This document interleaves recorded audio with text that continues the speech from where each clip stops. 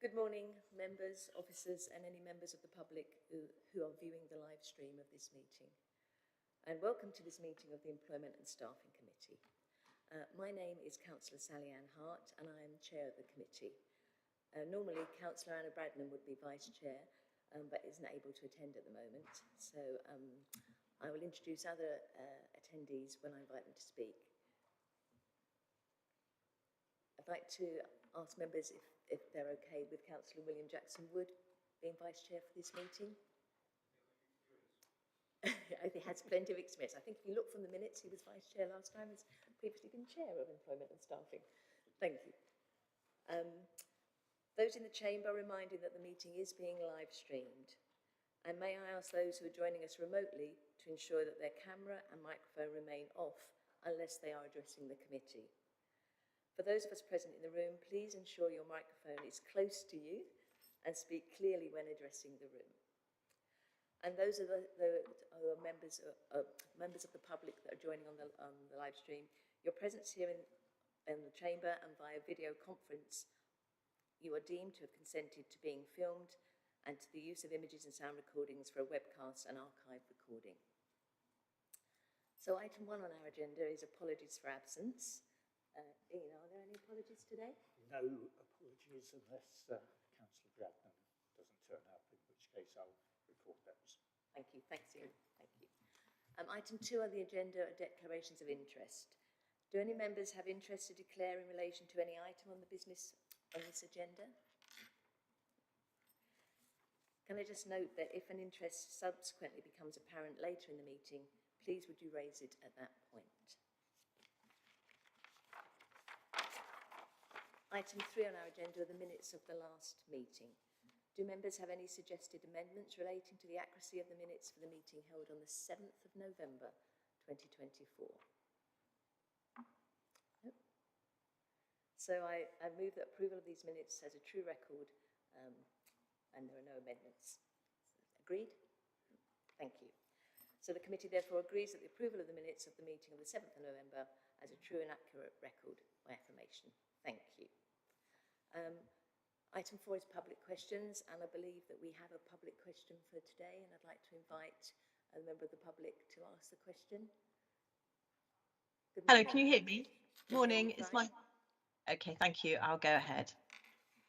Whilst pleased to see that in the 2024 pay policy statement, the Council will have regard to the Living Wage Foundation hourly rate when it agrees annual pay awards, I remain disappointed that it has ruled out accreditation to the Living Wage Foundation.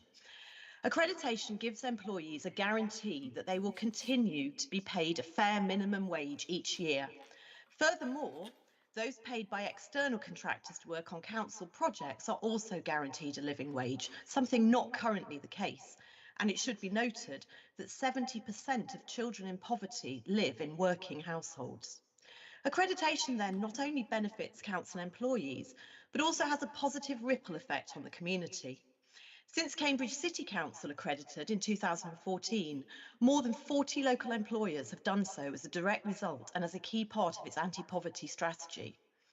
Research in 2018 showed that if a quarter of low-paid workers move up to the real living wage across the Cambridgeshire and Peterborough Combined Authority area, the local economy across this area would grow by 15 million.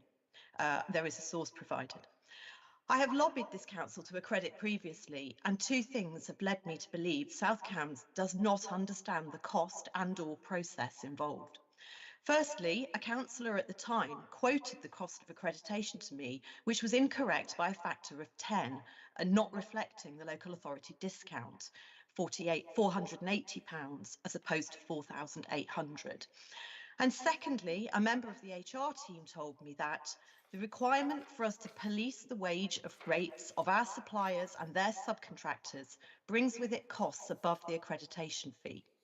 However, on accreditation, phased implementation, where the local authority is supported by the foundation, means that the living wage is rolled out across third-party contracts over time as the contracts come up for renewal. This does not sound difficult or time-consuming for officers to manage when considered with the benefits of doing so. Please could the council let me know how much research has been done into the costs and process of accreditation prior to rejecting it? For example, but not limited to, engaging directly with the Living Wage Foundation, downloading and reading the Living Wage Foundation toolkit for local authorities, discussing the management of third-party contracts with other local authorities who are accredited, such as Cambridge City Council and/or the Cambridgeshire and Peterborough Combined Authority. Thank you for your question. In response, as part of our agreement with the unions, the council has already committed to paying our employees at least the real living wage. So where an employee would normally be paid less than the real living wage, as can be the case with a small number of our pay points on grade 1 salary scale, they are paid the real living wage instead. Also, as part of the pay agreement with the unions for 2024-25, this council committed to undertake a review of grade 1 salary scale to see if we can revise pay points that are less than the real living wage. We also committed to review the feasibility of moving to a minimum hourly rate of £15 by April 2026. This review is well underway and we expect to be able to report the findings in the next few months. In terms of how much research has been done into the costs and process of accreditation, we don't have specific records of the research officers would have undertaken in finding out the costs and benefits of accreditation to the Living Wage Foundation, as our focus is very much on the practical day-to-day delivery of the real living wage. We always encourage our suppliers and contractors to pay the real living wage. A joint member office working group considered this back in 2019 to see if we should mandate this as part of our supplier requirements. However, this group found that making this a requirement would disproportionately disadvantage our local small and medium enterprises and result in more awards being made to larger national suppliers. Is there a follow-up question? Yes, please. A comment, really. Firstly, whilst it's good to hear that the council is paying its employees a living wage, I would like to return to the issue of suppliers and contracts. The Living Wage Foundation themselves say that it's not uncommon for local authorities to have thousands of contracts in place, and they will be assisted with this by the foundation. They say it is also important to note that living wage accredited local authorities have not found that they have become uncompetitive as a result of implementing the real living wage in their procurement processes. In most cases, contractors still compete and bid for the work they did as before. I think it should be pointed out that there is no onus on all suppliers to become living wage accredited, but simply that the work done for the council is paid at a fair and living wage. It strikes me that the work that the council has done around the 4-day week in order to improve motivation would be complemented by this. And I would urge the council to reconsider and consider whether it wishes for workers who provide labour to the council through contracts should be paid poverty wages. Thank you for your question.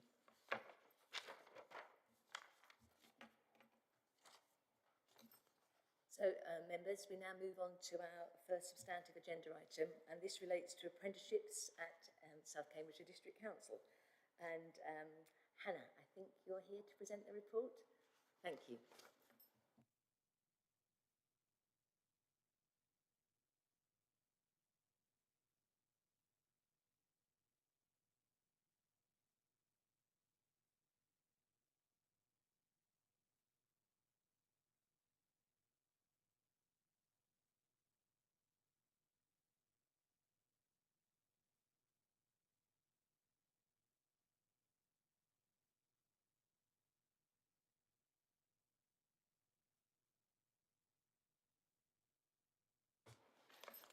The wonders of technology.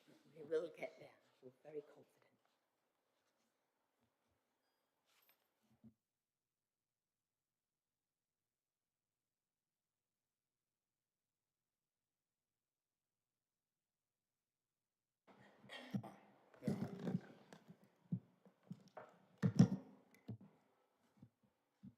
Thank you very much for your help. Good morning. My name's Hannah Stevens. I work in the people team as learning and development partner. Part of my role involves coordinating our apprenticeships at the council. The committee asked for information about apprenticeships across the council, and this report provides information about our current apprentices, the programmes that we offer and the processes that we follow. I welcome your thoughts and your questions about apprenticeships at the council. Thank you, Hannah. Thanks for coming along today to respond to the report. Members, do we have any questions, any comments? Councillor Richard Stobart. Chair, thank you. And through you, this is very welcome because we've talked about apprenticeships quite a lot and we've asked for a report. And this is very comprehensive and honest, I think. What's helpful to see is the benefit to the council, which is not only through especially well-focused training, but also it does appear to be a motivation for recruitment. So recruitment seems to have benefited through the offer, if you will, of apprenticeships. I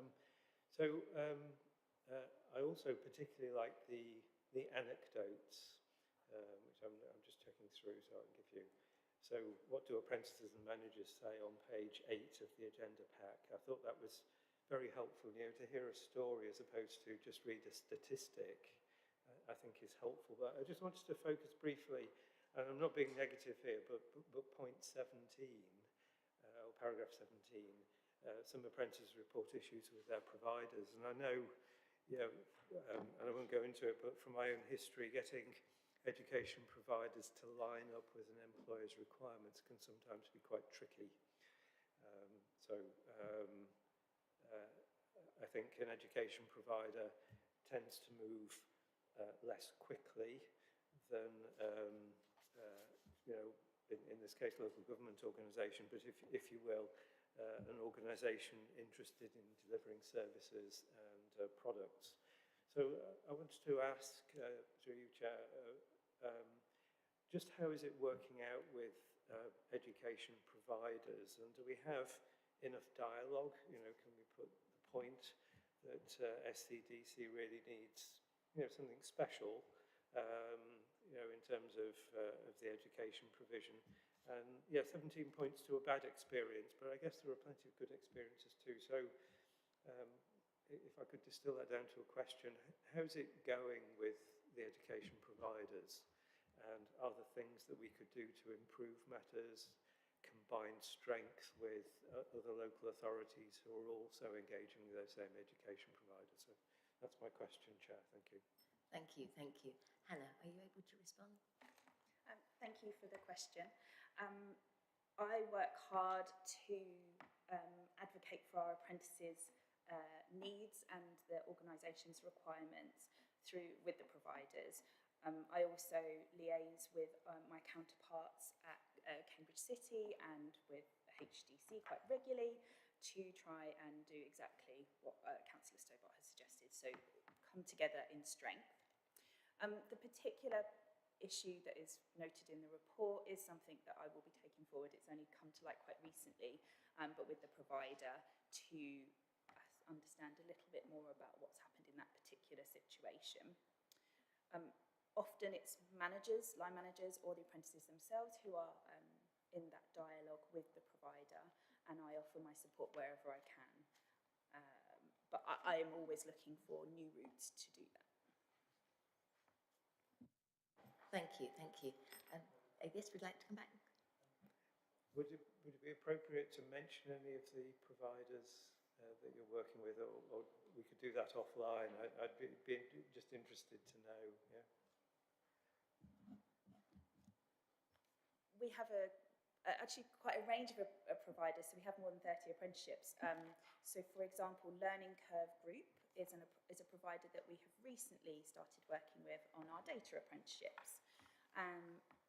So far, they have been wonderful with their communication and moving at speed, which, as Councillor Stobart noted, is something that doesn't always happen with our providers.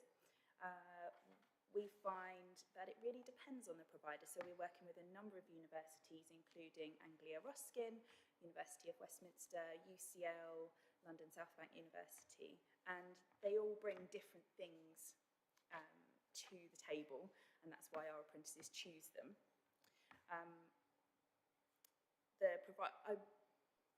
As I'm going to be talking to this provider about this specific issue, I perhaps would prefer to do that offline. Thank you, Hannah. Councillor John Williams. Thank you, Chair. On paragraph 22 on page 9, we talk about the apprenticeship levy. Does that define what an apprenticeship is for us? So do we only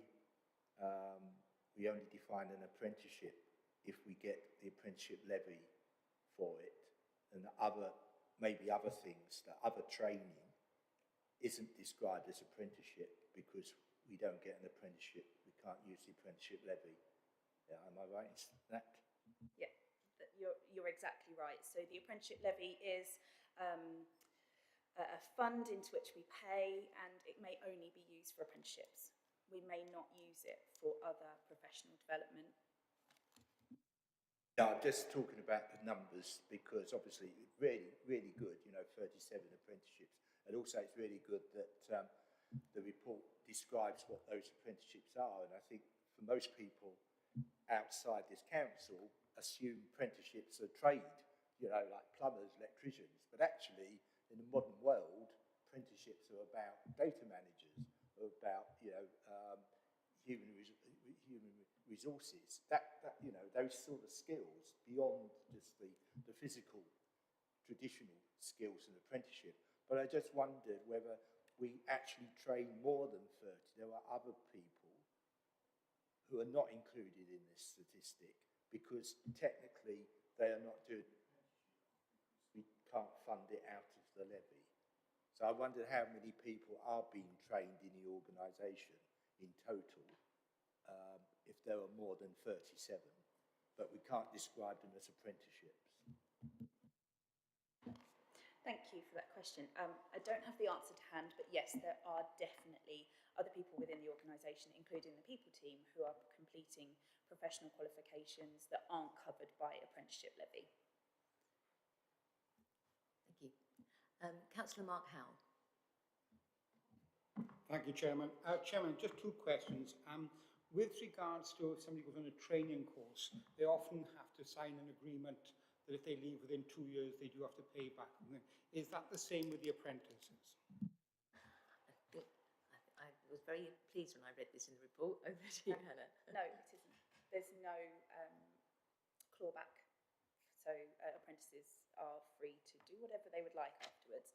But I would like to say that of the apprentices that have started an apprenticeship since 2017, 38 have been retained and only 10 have left, which I think speaks to the attraction of the council as well as the appeal of an apprenticeship. Thank you. I have another question. With regards to the graph that we have on page 7, I think it is, it gives there a number of apprentices by department. Climate, environment and shared waste is by far our biggest department in the amount of staff, and yet it doesn't seem to have the largest amount of apprentices. Is there something we can do to change that? Hannah? Yes, we could certainly look at apprenticeships within that area. There are apprenticeships, for example, around HGV driving, as an example. But yes, we can work with managers in that area to try and improve apprenticeship take-up. It just does seem to me, Chairman, that if you're here, you're very much under focus, but people who are not here on a constant basis don't seem to have the same opportunities by looking at this graph. And I think that we should be focusing on all our staff, not just the ones who work in the head office. Thank you. Thank you. I certainly look forward to reading the next report about apprenticeships because it's very much, in my opinion, something to celebrate. But Councillor Richard Stobart. Paragraph 30 talks about 11 officers starting data apprenticeships in Q4. I was interested to know how these were distributed across levels. So it seems from the table above that that's levels 3 and 4. You know, the demands of, if you will, data science would suggest that higher levels might be appropriate in due course. I was wondering if there was, whether I was right, it was initially 3 and 4, but then with the opportunity perhaps to for those individuals to progress to higher levels. Hannah? Thank you. Yes, you're right that the initial data apprenticeships are either level 3 or level 4, but you're also correct that they are available at a higher level. It's not a pathway that we have set out yet, but we could certainly look to do so, yes. Any further questions, members? I'd just like to draw attention to paragraph 13 and sort of where this council sits in terms of the top quartile for apprenticeships, and I think that's again something to note and to celebrate, and just the wide variety of apprenticeships that are on offer, because a bit like Councillor John Williams, you know, for some people when they hear the word apprenticeship they make assumptions that they're only sort of specific types of apprenticeships. So it's great to see this so far and look forward to reading further on. Is it National Apprenticeship Month, week? This does happen to be National Apprenticeship Week this week. Yes. Brilliant. So good timing. That's very good timing. And yeah, so thank you so much, Hannah. Thank you, members. So just on that point, because it's National Apprenticeship Week, there's a lot of information on Insight. There's daily updates about apprenticeships and a lot more detail on Insight. So if members are interested, I'd recommend them go and have a look. Particularly proud today because one of the transformation apprenticeship apprentices has got a video interview on today, and somebody who's done exceptionally well has come in and really blossomed since they've been working with Seth Cam. So I'd encourage members to go and have a look at the Insight pages. Sorry, Chair. Thank you, thank you, Jeff. It's great to have something to to highlight as something very special. So, and really, as personally speaking, to circulate that information to people, it's nothing that might attract them to this council. So, thank you. So, members, in terms of that agenda item, we are invited to acknowledge the report and obviously support the continuation of the apprenticeship programme at the council. And can we do that by affirmation? Agree. Yeah. Thank you, members. So moving on, item 6 relates to the people recruitment, retention and absence data. That's from the 1st of October 2024 to the 31st of December 2024. And Jonathan, oh, sorry, Jonathan, I couldn't see that. Jonathan, if I could invite you to present the report. Thank you very much, yes. Just to provide a summary for quarter 3, 2024 to 2025. For recruitment in quarter 3, average number of applications remained broadly similar. There was a decrease in the number of roles advertised, and that reflects the consistently low turnover, but also matches the pattern that fewer roles were advertised at the same time last year. 16 successful job offers were made in quarter 3. Only 2 roles were not filled due to the quality of the candidates. 1 role was successfully filled once they had been re-advertised, and the other one will be re-advertised in future. For the new employees, all 8 respondents to the post-induction survey in quarter 3 reported that the 4-day week had had a positive impact on their well-being. Voluntary turnover remains low, as it's been for quite some time, with only 9 employees leaving in the quarter. It's comparable to previous quarters. There's been a slight increase in sickness absence levels overall in quarter 3 in compared to quarter 2. It can be accounted for by the fact that September, which is in the previous quarter, had the lowest level of sickness during this whole of this year, and October to December has seen sickness at a comparable level to previous months. In shared waste, there was a decrease in long-term absence and increase in short-term absence, resulting in a marginal increase in sickness levels overall. For short-term absence in waste, cold and flu made up the most at 25%, musculoskeletal 17%, and personal stress and anxiety 14%. There were 7 long-term absences in waste during quarter 3. During that time, 4 returned to work, and the remaining 3 are awaiting medical interventions. Thank you. Thank you, Jonathan. Members, questions, comments for Jonathan? Yeah, Councillor Mark Howe. Thank you. I'm looking at the paragraphs, the graph, on page 18. And I'm looking really at chart 6.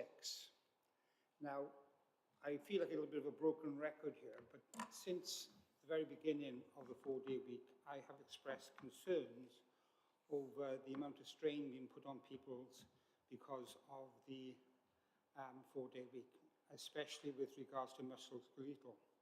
And this seems to bear out what I have said.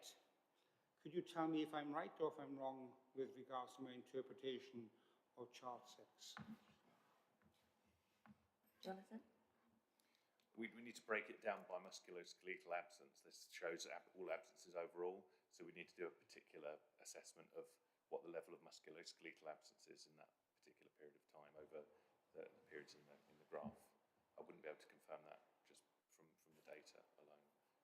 Okay, it does say in the report that and I'm quoting, the second most frequent reason for short-term absence is musculoskeletal, 17%, followed by personal stress, anxiety, and depression. This second question isn't really to you, Jonathan. I'm not expecting you to answer it. It's more of a general question. But I was under the impression that with the 4-day week, one of the benefits would be less stress on staff, and yet we still seem to have quite a high level. And I think later on in the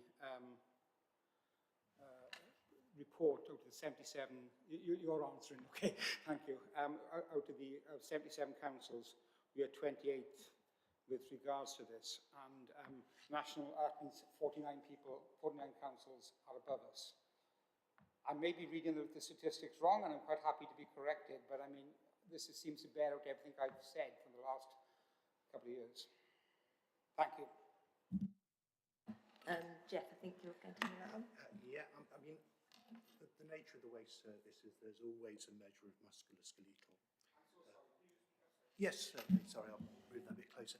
I mean, the nature of the waste service and the physical activity that's undertaken means that you're always going to have some musculoskeletal issues. As Jonathan has said, what we'll do is we'll go away and we'll start comparing the current level of musculoskeletal issues and with that was happening before the 4-day week, and perhaps feedback to give us some more accurate information. I met with the unions yesterday, and one of the things we talked about was the impact of the 4-day week. GMB told me that they were getting nothing but positive feedback from the staff, and they didn't have any indication that there were any issues coming out because of people walking that extra sort of half hour a day, but that we'll continue to talk with them about that. And actually, we're currently in the process of collecting the information for the 2025 staff welfare survey. So within the next sort of 2 months, we'll have far more detailed information about people's state of health, both physical and mental, in terms of how they're finding their work at South Cambs and the impact of the 4-day week.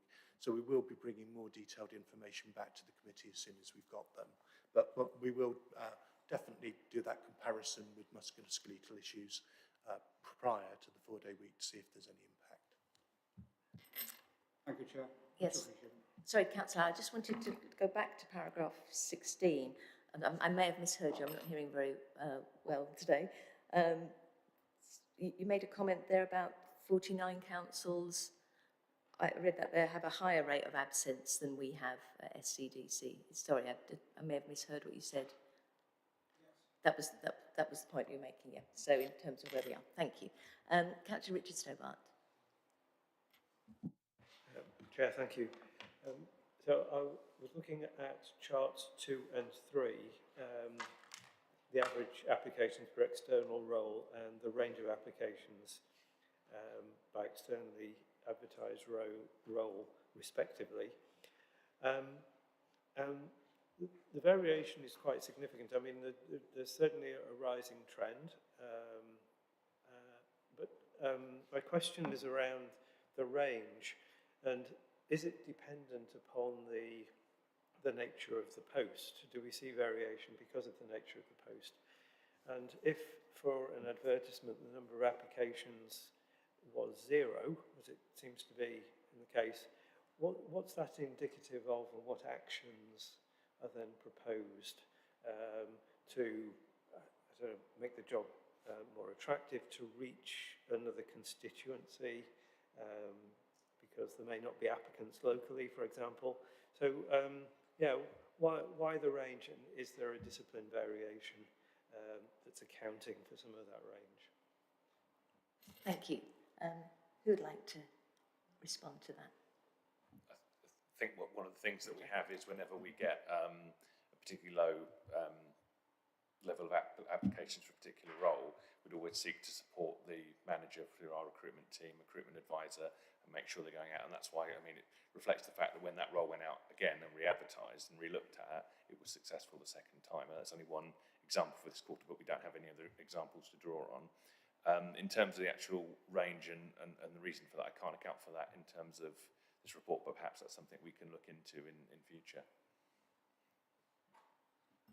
Am I right, Jonathan, from memory, when from a previous meeting we mentioned that the difficulty was attracting people in terms of cleaning roles? Does that link in any way?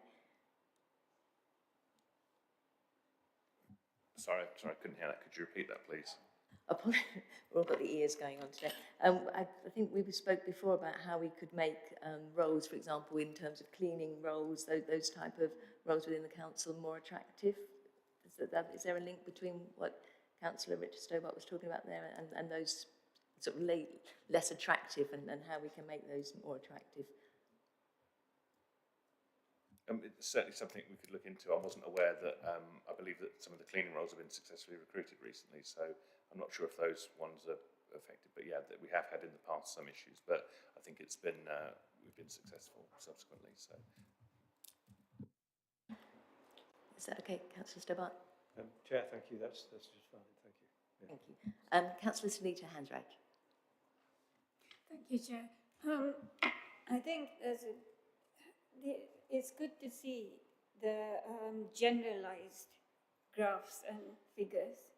This will make more sense if we actually had a breakdown. I mean, musculoskeletal, what do we mean by that? How many have actually had it because of work? Is this from occupational health or such like? This is, I think you said that they're going to do a more detailed thing. I think that will give us a better idea than these graphs will. Yes, Jeff? We have to be a little bit careful because our sickness levels are actually pretty low, and it's reaching stage. If you start being more detailed in your report, it will be obvious to people who, which individual we are talking about. When you have like one or two people that have particular issues, so we have to be very careful that we don't go to the level of detail that that allows individuals to be identified. But you know, we always listen to what members say in this committee, and we try and adapt what we report to meet your needs. So we'll have a look at what you're saying. We'll certainly provide back, bring back some more data. But I just want to manage expectations a little bit. It won't be like, well, there's two people got that and one person got that, because that would allow people to be identified. It's a fine balancing act, and I mean, I was interested to see that or pleased to see that there was a decrease in the long-term sickness absence, and interested in the increase in the short term. I'm really mindful that there has been a particularly nasty virus that people may have thought was short term that seems to have gone into a bit of a long term thing for some people, but I say very pleasing to see that the long term is decreased. Councillor John Williams. Thank you, Chair. Just a couple of observations, really. First of all, we have to remind ourselves that we are comparing ourselves against the previous year when we had 4-day week.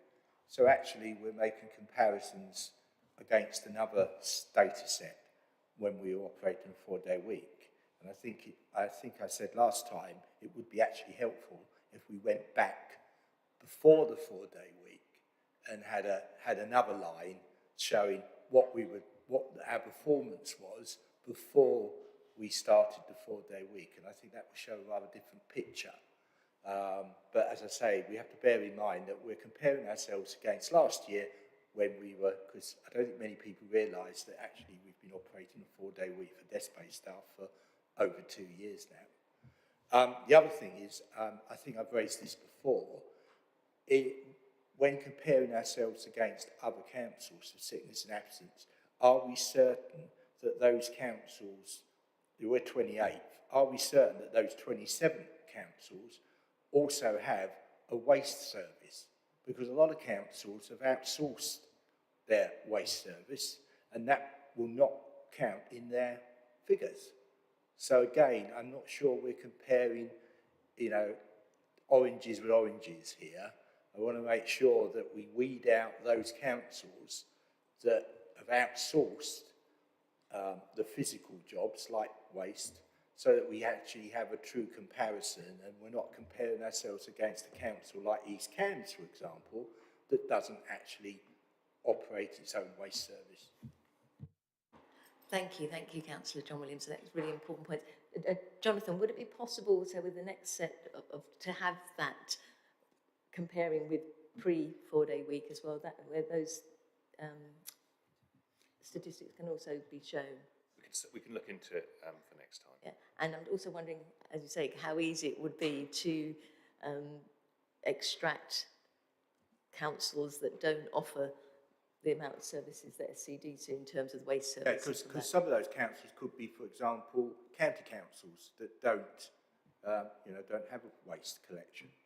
Yeah. It wouldn't be straightforward to read them out. We would need to undertake an exercise where we first of all identified who the councils are and then go and check on each individual council to see what's included. But we'll have a look to see whether or not we can do that, because I understand the point that's being made.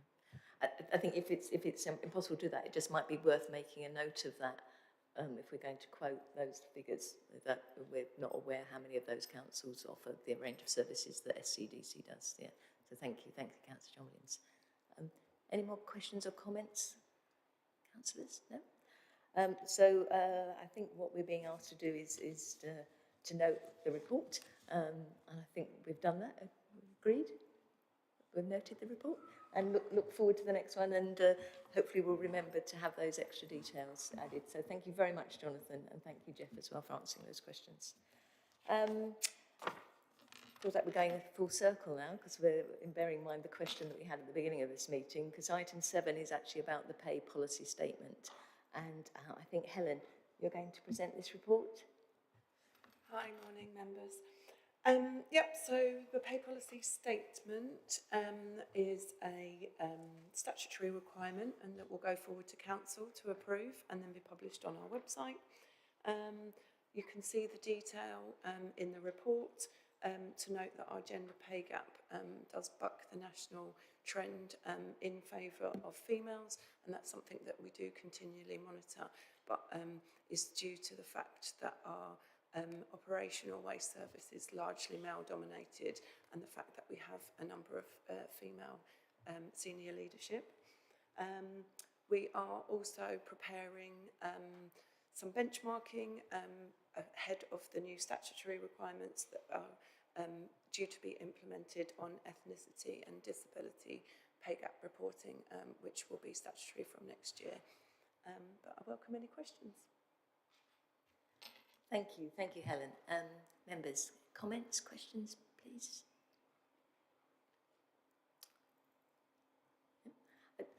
Yes, councillors need a hand raised. I just want some clarification. Are we looking at equal pay for equal work, or are we basing it on factors of gender?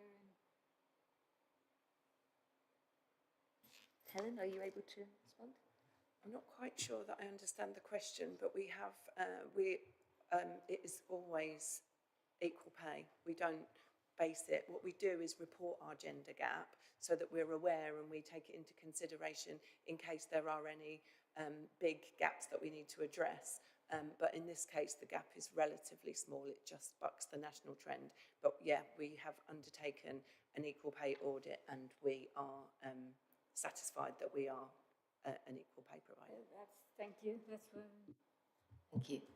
I just wanted to look again at page 36, and it was the relationship to the lowest paid colleagues. And I think it goes back to what Councillor John Williams was saying about assumptions about apprenticeships and how low paid they can be, and how therefore how unattractive maybe, or how disadvantaging they can be. So I was very pleased to see those figures in there on that in terms of the national living wage and the annual salary for the lowest paid colleague, including apprenticeship, currently being £23,151 per annum. And I'm just wondering, again, is there any comparison? Do we have any, how that compares with other councils? It's not something that I've undertaken, but we can have a look at how we compare. From knowledge, there's not a requirement to pay apprentices the living wage. There is a national minimum wage for apprentices, which can be considerably lower, particularly for the younger generations. So there's a national minimum wage for under 19s and under 21s, which is significantly lower than the national living wage. So yeah, we do pay significantly higher than what is required. Thank you, thank you. Councillor John Williams. Yeah, just a point of information here. On the pay gap reporting, we say that the ratio between the chief executive salary and the lowest paid colleague, is that the actual salary, or is that the executive salary grade range? I.e., is it the top of the executive grade range? I mean, I don't know how much Liz gets paid, but is it her actual pay, or is it the grade that you're using? It's actual, so it's the actual lowest apprentice and the actual salary. Thank you. Councillor Richard Stobart. Just a comment. I think the benchmarking is typical for organisations, particularly in the Nordic countries, to regard 20 as a kind of working maximum for that ratio, and it's pleasing to see that that's sitting at 16 based on the actuals. So good aspect of the pay policy. Yeah. Thank you. Thank you. Any other comments? Any questions? So once again, members, we're asked to note this report, and I guess this time next year we'll see another one. So I agree that we noted. Agreed. Thank you. So, subject to the approval of full council in 12 days' time, the next meeting of Employment and Staffing Committee will be on Thursday, the 12th of June 2025 at 10 a.m. And I therefore close this meeting today. Thank you, members, and thank you, officers.